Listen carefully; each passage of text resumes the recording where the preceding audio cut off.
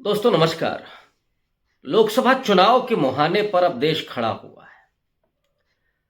पूरे देश में इस समय केवल एक ही चर्चा है कि मायावती किसके साथ जाएंगी।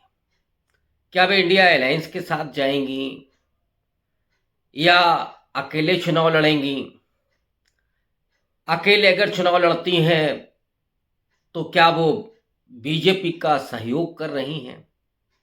ये तमाम विमर्श पिछले 15 दिन में बड़ी खबर बन करके सामने आई है।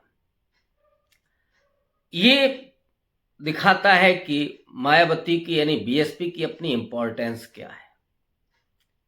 उत्तर प्रदेश की ही राजनीति में नहीं बल्कि समूचे देश की सियासत में मायावती, उनका अपना वोटर, उनकी अपनी आइडेंटिटी और उनका अपना पॉलिटिकल मूवमेंट, कल्चरल मूवमेंट, इनकी अपनी एक महत्ता रही है, एक अतीत है। और यही वजह है कि मायावती की अपनी एक राजनीतिक हैसियत ही नहीं, एक सामाजिक हैसियत भी है। मीडिया का जो हाल रहा है, मीडिया ने कभी भी बीएसपी का साथ नहीं दिया। डॉक्टर अंबेडकर का साथ नहीं दिया था उस समय, तो कांशीराम जी का सीधा कहना था कि मीडिया ये हमारे बारे में कभी सही खबर नहीं छाप सकता। और ये जो मीडिया है, जिसको आज गोदी मीडिया कहा जाता है, कुछ लोग कारपोरेट मीडिया कहते हैं, लेकिन वो बीएसपी के जबान में मनुवादी मीडिया है। उसको मायावती के चीफ मिनिस्टर होने से बेहद चिढ़ रही है। मायावती ने लखनऊ को सजाया, संवारा, इंफ्रास्ट्रक्चर इतना मजबूत किया, बहुत सारे बिल्डिंग्स बना के खड़ी की, कितने सारे पार्क बनाए, जहां पर पूरे देश भर से लोग आते हैं पर्यटक होकर के। लाखों रुपए की कमाई होती है रोज। लेकिन वो एक दौर था जब मायावती के भ्रष्टाचार पर सवाल उठ रहे थे और इस पर भी सवाल उठ रहे थे कि जो निर्माण कार्य हो रहा है वो पैसा बर्बाद हो रहा है। अब जो निर्माण कार्य हो रहा है और जो प्राण प्रतिष्ठा हो रही है उस पर सवाल नहीं उठाता ये मीडिया। आज भी मायावती को घेरने की साजिश चल रही है मीडिया के जरिए, उनको बदनाम करने की कि वो बीजेपी की बी टीम है। एक मीडिया है जो वो डरी हुई हैं और इसलिए डरी हुई हैं कि उन्होंने पैसा बहुत कमाया है, टिकट बेचती हैं वगैरह वगैरह। जबकि खुले तौर पर उनका ये मानना रहा है कि हमें कोई कारपोरेट चंदा नहीं देता। इलेक्टोरल बॉन्ड का अभी मसला आया जब सुप्रीम कोर्ट ने आदेश दिया एसबीआई को, और एसबीआई वो पूरा विवरण देने वाला है चुनाव आयोग को। जिन्हें यकीन ना हो वो 15 तारीख को देख लें कि उसमें एक भी व्यक्ति ने क्या बीएसपी को चंदा दिया है।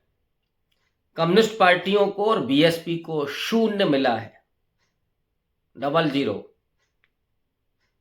तो इसलिए उनकी अपनी एक पॉलिसी रही है। और जाहिर तौर पर जब आप बहुजन समाज की निगाह से देखते हैं तो कई बार उनकी आलोचना होती है।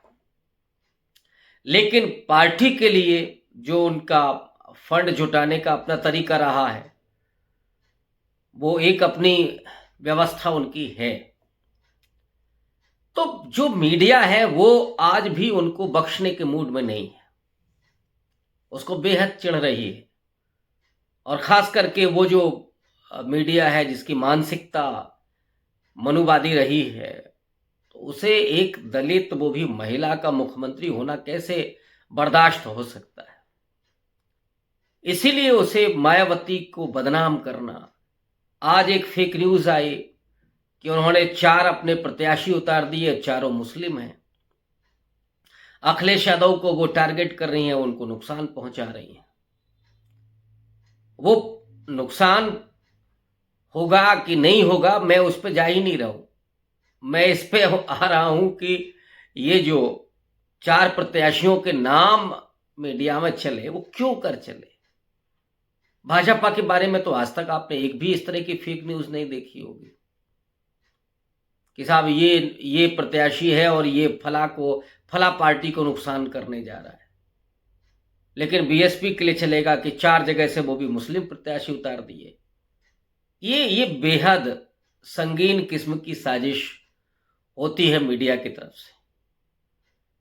लेकिन सुनने में आ रहा है कि कुछ मीटिंग हुई है, कुछ निर्देश दिया गया है, गांव की ओर चलो, ये एक मूवमेंट चल रहा है बीएसपी का अंदर ही अंदर, और कैडराइजेशन भी हो रहा है, कैडर कैंप भी चल रहे थे पिछले महीनों। तो एक चुनाव की तैयारी है और उन्होंने तो अपनी तैयारी हर लोकसभा क्षेत्र पर कर रखी है, जैसी भी तैयारी है। मैं ये नहीं कह रहा हूं कि बहुत अच्छी तैयारी है या वो जो चुनाव लड़ने जा रही हैं हर सीट पर लड़ेंगी तो वो बहुत मजबूती के साथ चुनाव लड़ेंगी या विनिंग फैक्टर उनके साथ होगा, मैं इस पर कतई नहीं जा रहा हूं। लेकिन लगातार वो अपने जिलाध्यक्षों को या अपने कोऑर्डिनेटर्स को वो जिस तरह से डिक्टेट कर रही हैं, जो भी निर्देश दे रही हैं, उस निर्देश में भी जो लोग बातचीत कर रहे हैं, जिनको हालांकि वहाँ बातचीत उस तरह से नहीं होती, और आज की तारीख में किसी भी पार्टी में इस तरह से बातचीत नहीं होती, खास करके जहाँ सुप्रीमो कल्चर है वहाँ तो संभावना ही नहीं है, चाहे वो सपा हो, बसपा हो या बीजेपी हो। बीजेपी में कौन मोदी से हिम्मत कर सकता है बात करने की। इवन कांग्रेस पार्टी में भी जो भी प्रदेश अध्यक्ष हैं या जो राष्ट्रीय अध्यक्ष हैं या जो बड़े लीडर्स हैं, उनसे कोई आम कार्यकर्ता कैसे बात कर सकता है। तो मैं समझता हूँ कि ये तो पूरे भारतीय राजनीति की अपनी समस्या है और हमारे समाज की बेसिकली ये समस्या है कि जो सामंती परिवेश है, वो सामंती परिवेश में लीडर उस तरह का नहीं होता है हमारे यहाँ। और इवन अरविंद केजरीवाल जो जनता की राजनीति करने की बात कर रहे थे, वो भी तानाशाह बन गए। माने सुप्रीमो कल्चर उनके यहाँ भी आ गया। उनके यहाँ जो सवाल उठाया योगेंद्र यादव ने, प्रशांत भूषण ने, आनंद कुमार ने, सबको निकाल के बाहर कर दिया गया। तो वहाँ ममता बनर्जी हैं, वो सुप्रीमो हैं। हाँ, लेफ्ट की पार्टियों में ज़रूर रहा है कि एक संवाद रहा है, डेमोक्रेसी रही है, लेकिन भारत में आमतौर पर राजनीति में, राजनीतिक दलों में ऊपर से नीचे तक कोई डेमोक्रेसी नहीं है, कोई डेमोक्रेटिक सेटअप नहीं है। आप इसे विडंबना ही कहें, इसके अलावा और कोई आपके पास उपाय नहीं है। तो जो भी निर्देश मिला, उस निर्देश में यह है कि 15 मार्च को मान्यवर कांशीराम जी के जयंती के दिन हर जिले में उसका सेलिब्रेशन करना है। एक पहला निर्देश तो ये मिल रहा है जिलाध्यक्षों को, और ये पहले से है, अभी और थोड़ा सा मजबूत कर दिया गया है। और अपनी तैयारी रखनी है, हर जिले में, हर संसदीय क्षेत्र पे मजबूती के साथ तैयारी रखनी है, कैडर कैंप चलाने हैं, गांव की ओर चलने का कार्यक्रम करना है। और मैं बार बार कहता रहा हूं कि उत्तर प्रदेश में बीजेपी के बाद अगर किसी पार्टी के पास कैडर है तो वो बीएसपी है। अब वो कैडर कितना है, इस पे आप सवाल उठा सकते हैं कि बीजेपी के मुकाबले वो 1/4 है या 1/10 है, आप इसकी गिनती कर सकते हैं। लेकिन जिसको हम प्रशिक्षित कार्यकर्ता कहते हैं, आइडियोलॉजिकल साउंड कार्यकर्ता जिसको हम कहते हैं, और ये ऐसा कार्यकर्ता है कि जो भले ही पेट से भूखा हो लेकिन वो आइडियोलॉजी से मजबूत है, और इसीलिए कुछ भी हो जाए वो बीएसपी के साथ खड़ा रहता है, मायावती के साथ खड़ा रहता है, कोई एफर्ट करता ही नहीं है, उसको ज़्यादा सुनना ही नहीं है, अपने संविधान को लेकर के जागरूक है, डॉक्टर अंबेडकर के विचारों को समझता है। तो ये उसकी कैडराइजेशन हुई है, तो वो भूखा रहेगा, गरीब भी होगा, लेकिन तब भी मुस्तैदी के साथ खड़ा होगा। ये चीजें जमीन पर बीएसपी के साथ है। सपा के पास एक बहुत बड़ा कार्यकर्ताओं का समूह है, लेकिन कैडराइजेशन नहीं है उसका, वो आइडियोलॉजिकल साउंड नहीं है, उसको वो प्रशिक्षण नहीं मिला है कि वो बूथ स्तर पर किस तरह से तैयारी करेगा। हालांकि जो प्रत्याशी हैं वो अपने कार्यकर्ता और अपने बूथ लेवल के कार्यकर्ता इन सबको प्रशिक्षित करते हैं और उन्हें चुनाव की तैयारी कराते हैं, लेकिन वो पार्टी लेवल पर, प्रदेश लेवल पर बड़ा कोई इस तरह का कार्यक्रम हो प्रशिक्षण का, इसकी जानकारी नहीं है। अंदर से जो कुछ हुआ हो तो हुआ हो, लेकिन बहुत ओपन जानकारी नहीं है।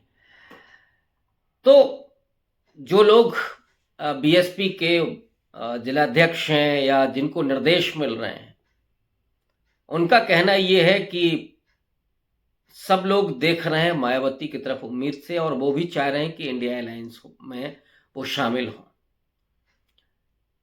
और जिस तरह से बातचीत हुई है, जो संकेत मिल रहे हैं, वो अभी भी कहते हैं कि 15 तारीख के बाद या 15 तारीख को कोई फैसला हो सकता है, लेकिन देखते हैं कि क्या होता है। शुक्रिया।